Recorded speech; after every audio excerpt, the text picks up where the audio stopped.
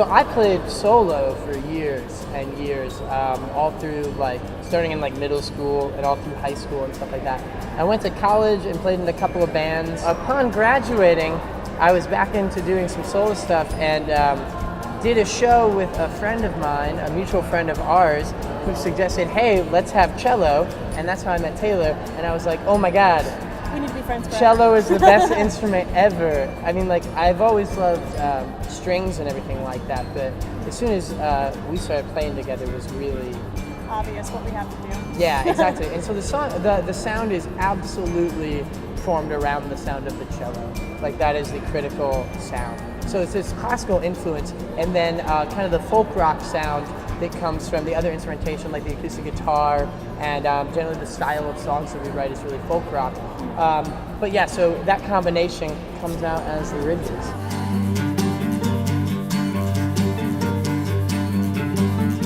I was raised on 70s and 60s music, but and also a lot of classical. Like, I was really pushed into classical, and I love it. I love classical music, and I think that obviously has pushed my sound in a certain direction. But I think it's really cool to add a cello to what we have, because it's very I guess it is different in a way. Like, to have cello and the type of category of music we're in.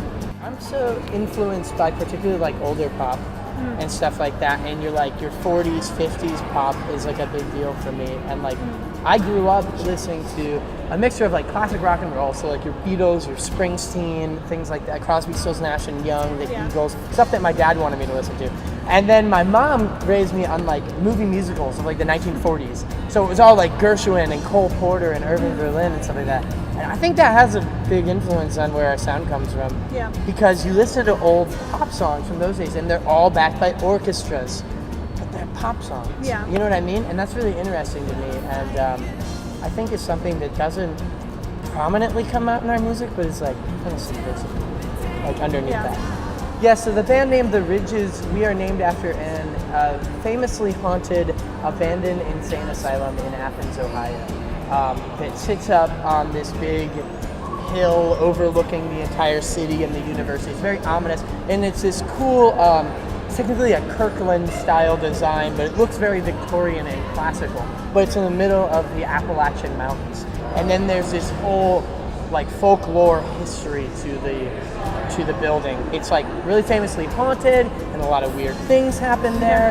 And then we went there and recorded our album there, our EP, in the abandoned asylum. Nothing really creepy happened. Nothing too creepy, but it was cool. We really loved it. And so we take our name from that because of that unique balance, and we think it really projects our sound. And also it's kind of an Athens thing.